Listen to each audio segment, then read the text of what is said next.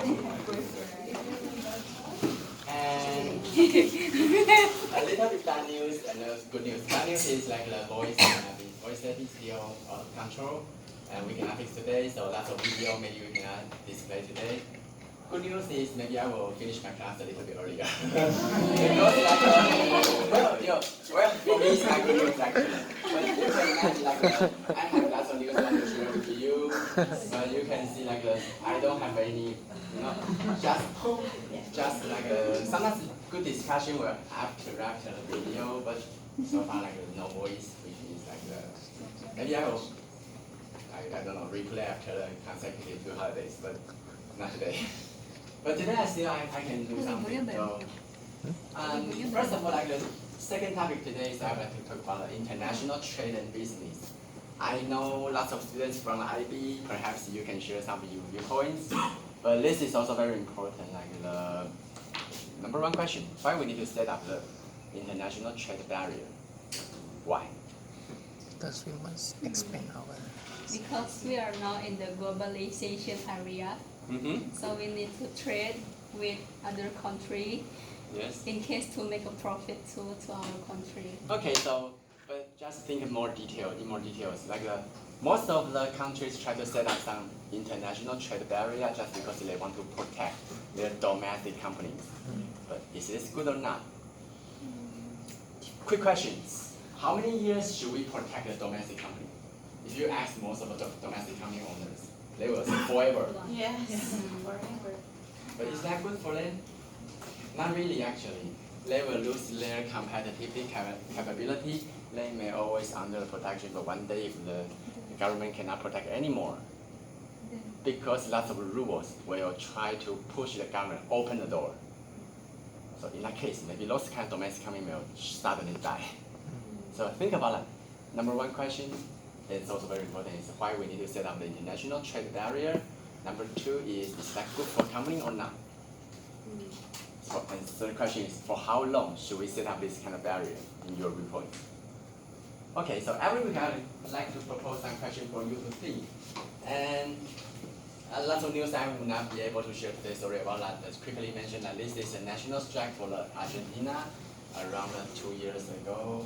And lots of reasons, but you can go back home to check first. I try to say something, but you can imagine that during the national strike, everything has been destroyed, like a port, airport, something. So even for the railroad station, you can see some people just walk along the railroad to block everything. So they call national strike, and the economy definitely lose a lot. So that's some background. Another news I'd like to share is this is the Turkish airport, Istanbul airport, and they are targeted to be the top one around the world. So they build up a new airport. They try to spend lots of money to do the airport expansion.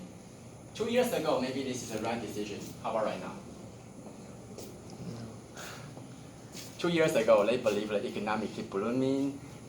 Turkey, maybe Istanbul is like a center between Asia and Europe. It's kind of bridge, very important hub position. So they want to spend some money to expand their airport, like Dubai or somewhere.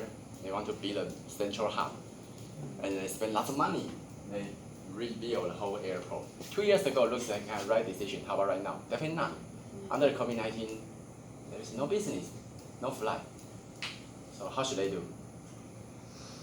Let's keep this question later. So after holidays, maybe I will propose this question to discuss with you. See how should they do? Every big plan, national plan is always under risk. So I originally want to. So you can go back home. You can see I attached lots of link here, lots of video, lots of discussion, lots of. If you are interested, you can prepare in your home in advance. Third one is. This is the picture. You can see a little bit dark, and I changed this one. This just tell you every country which is the top selling brand, car brand. You can check your country. So previous video, previous picture, you can see for example you can see Toyota almost dominate the Asia area, and then Europe maybe the Volkswagen a little bit. In the United States maybe Ford. So they have a different domination, and This is a top-selling car model around the world with different countries. So I always like to let you know, sometimes you can collect some data. If your master thesis you talk about international business, talk about like some global supply chain management, you can try to collect more background information to help you analyze the whole situation. So this just tell you what's going on and how's your country. So which is the #1 car model in your country? Eva. Actually, Slovakia is quite well known, at least in Europe, for manufacturing cars. So Many cars are being manufactured there, and annually there are more than 1 million cars being produced in Slovakia. Whoa. Also, Czech Republic is famous Oh, for okay. car manufacture. So more brands like Kia or even Hyundai or Volkswagen, then also Porsche, Cayenne, Audi, and the Mercedes. Some parts of these cars they are being manufactured in Slovakia. So which one is the #1 market share rate in your home country? I don't know, but when I'm looking at your map, it looks like it's Kia. Kia, okay. I'm not so sure. Maybe. Or Kia is Hyundai. also ranking #1 in I don't know. Kia, okay. A little bit back, but It's possible there is a big factory of Kia in Slovakia, one of the biggest in Europe. I think it's one of the biggest. okay. So Yeah. maybe you can check your when So you're it's back a- home. You can check your home country to see if that statistics fit your common sense and different reasons. So some area maybe like I don't know price maybe the first one priority. Some area maybe like they for example Europe they like a small type of car because the street a little bit narrow down. The United States they like the big car. They don't care about the fuel consumption. They don't care about environment issue. So you will see like different countries may have a different dominant preference. So let's let you know. Okay, so back to my original question, why international trade? We first talk about international trade, then talk about international trade barrier. So why we need to go through international trade? Lots of reasons. And anyone want to share? On the gas? Without the international trade, for example in Taiwan, you can imagine like we are a small country, and maybe we can everything satisfied by our own companies, but the economic scale is too small. So if you go out, maybe you have a chance to enlarge your size of company, and you can do lots of business. So I try to list lots of things here, but you can see like lots of reasons to push the international trade, and demand is also very important. If you just limit it to a short area, maybe they cannot support your company operations. And sometimes like the firm will have a different strategy, also fight with a different international famous brand. And some area even have a cross trade, something like that. So we have lots of international trade barrier types. I try to list it here. You can see like that. We have duties, we have a quotas, we have license, tariff, lots of things. What's the difference with that? So, anyone want to quickly explain? I don't know, we have lots of students from IB. But anyone could help us to see what's the difference between these? Which one is most popular or powerful? Tariff. Okay, everyone agree with that. If you look at the trade war between the United States and the mainland China, they always focus on the tariff and see how to adjust from the, for example, like from 10% to 15% to 25% to 40%, keep going on. So you will see this is the most true. What else they can do? What's the meaning of a quota? They have a limit, for example, like this year you can only import like the 1 million cars. You have to, then they can protect the domestic car. In Taiwan we also do so. So lots of things they can do. But it's like a thing to do the international trade area. How many trade barriers we have around the world? Many. But any example?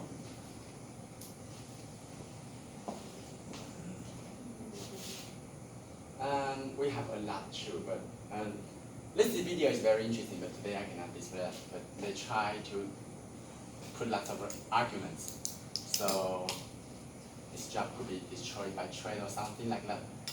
Let's discuss this later, okay, after all of it. But I quickly tell you like previously we have like NAFTA. So mainly one famous international barrier is located in North America within the United States and Canada, even including Mexico. When I worked for the United States Department of Transportation, I found like an interesting thing is like the United States only care about two countries. But right now maybe three. Two is Canada and Mexico.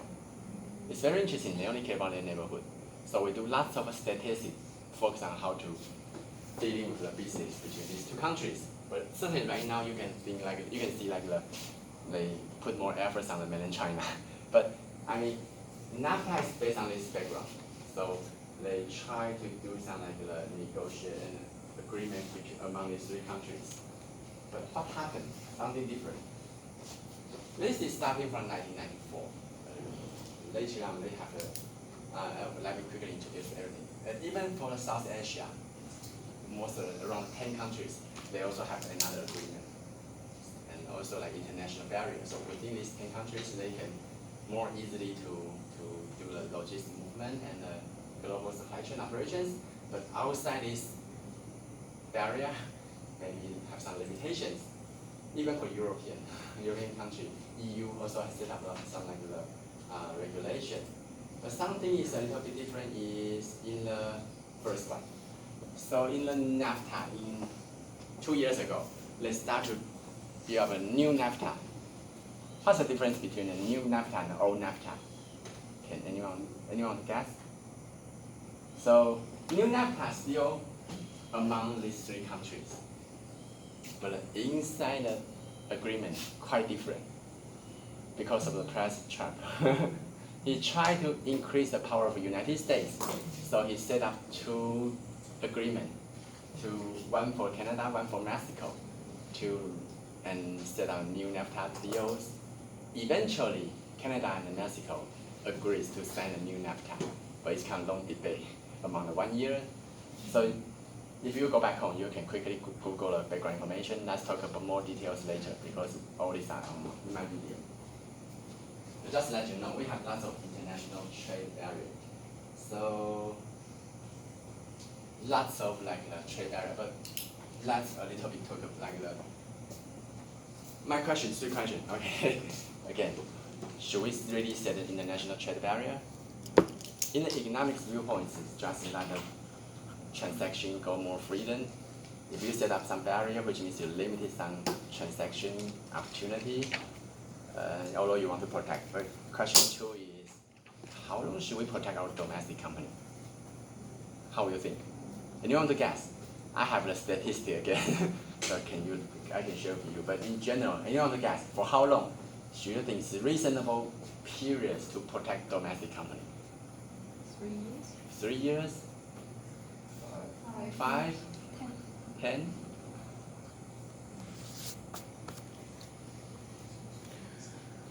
I think it's not exactly how many years we could protect our domestic.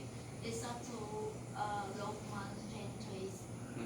It's also up to how they want to enter in the, for example, NAFTA is if you don't want to go into that route, we can extend the time to protect our methods, but it also brings a lot of difficult for the domestic companies. Okay, good question. In general, let me show you some example in Taiwan. We have a famous semiconductor industry around the world. Previously, our government set around 20 years agreement. So within 20 years, they can have lots of the benefit and well protected with land, so they have the time to grow up, as mentioned by our classmates, and to keep fighting with the other international brands. 20 years. How about what happened after 20 years? Keep it extend actually. So I say, originally they set up 20 years, but suddenly they found okay, they cannot immediately just let it go.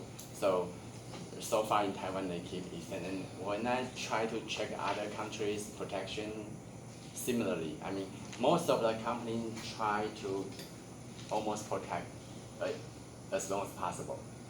Only until some foreign country requires to open the door until then. So you can check. So, but this sometimes the people think it's not a good thing. I mean, you over protection, maybe your company will get used with this kind of protection. If you let them go, they will go bankruptcy very soon. Last week talked about the Hanjin Maritime one case. In South Korea, they tend to support some company, even for Kia, even for Maritime, even for some automobile production company. They try to spend lots of money to support those kind of companies. But eventually, if government cannot afford so many companies, they will try to adjust that, and during that time, some company may not go very well. Like the Hanjin Maritime company, they just go bankruptcy 3 years ago. So that's the dark side. So some people will argue with that. Should we really protect with that? And let me see this. Okay. Lots of arguments listed here is some people always say it's unfair. How do you think? Depends. But if you were, for example, think about your home country, you can see, is there any industry under protection by government? And is that fair to, if you open a door, they may suddenly die. But you can keep for protect. But another thing is, even though you wish to forever protect with them, even though, I mean, inside your domestic company, domestic area, they still have a different company fight with each other. So how to develop a well environment to let them go is another key issue.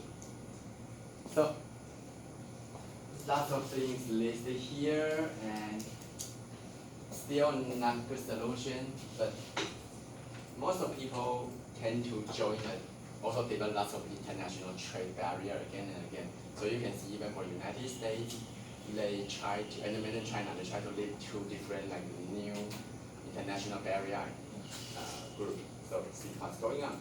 I just want to let you know. And sometimes why we need to go international trade, just because we have to consider the raw materials and market side. So you have to see where you want to locate your network. So some companies will locate their headquarters nearby the raw material side because they can easy to negotiate with the raw material supplier. Some may like to close the market side, so it depends. So we call this theory, we call location choice theory. They have lots of different criteria. And raw material, we have the 4 categories listed here, and they have a different name, and also different definition. But let's talk this later. I think today, because I have lots of video cannot show, I would like to quickly let you see what's going on, but later if I have a video, I can explain more. Because those are, I hate to give you those tedious textbook words, but you can see we try to define different states here. So you can see that AXW, FCA, TL, the DDP. In general, if you go to international trade, they will go through these different stages. This different stage shows how cargoes move from one country to another country. So it's also related to custom, so different thing and different periods. Also different the duty with the cargoes. So EXW from the origin to the certain the port. So you have the definition here. But I would like to quickly bring this later, but I would like to show what people. Keywords is this, who should be responsible for cargoes? Just because during the transportation, cargoes may have some loose. Cargoes may be broken, maybe, especially for maritime. Every year they have lots of containers disappear in the ocean because the way ocean fluctuates and sometimes the container will just inside. So in this table, they will tell you during a different stage. And yellow means the buyer, green means the seller.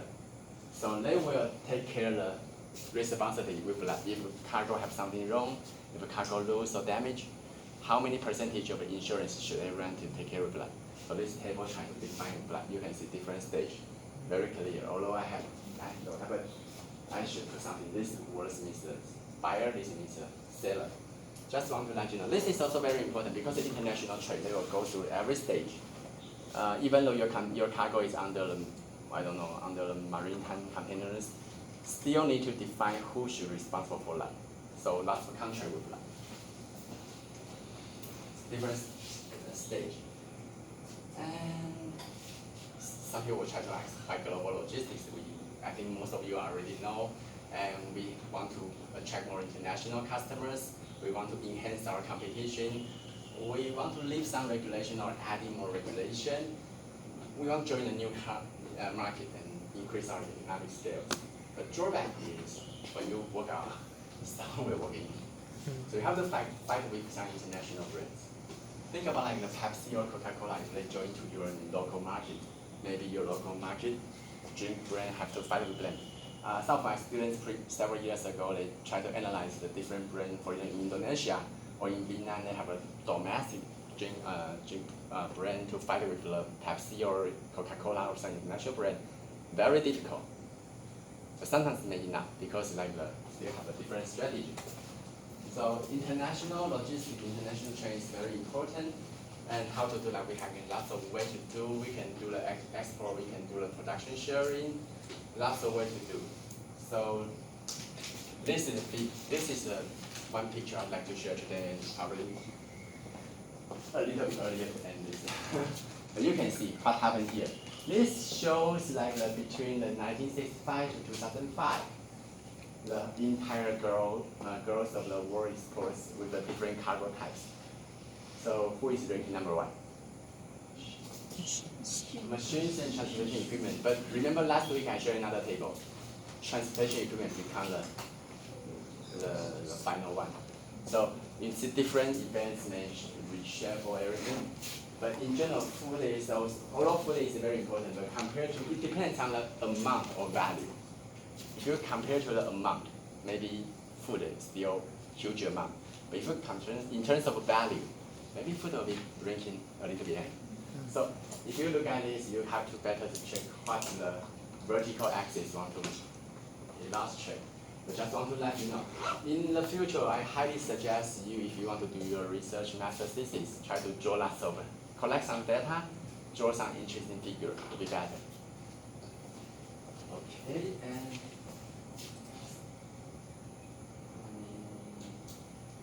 okay. This is the international trade trend. But remember that last week I also shared another picture to tell you that under the COVID-19, the increase or decreasing situation, but this is a major trend routes among the different countries, among different areas, and how they dealing with that. So based on this, you can try to replan under the COVID-19 how these things will be changed. So I guess one of my students will try to study this kind of research to see how they will be adjusting. Give these results to our freight forwarders, they can have some reference and adjust their plan. So that's what we see under a different situation, maybe you can adjust our transportation plan. Alright, so again, like today, since we don't have the voice, I have lots of things cannot display with you. I think maybe we tend to finish a little earlier today because like we cannot discuss very well today. But after the two consecutive holidays, I may bring some interesting important issues here. And today I tend to finish earlier today. And hopefully you can have a happy holidays. And I wish we can finish it within the 2 weeks. Okay, thank you today. You want to add any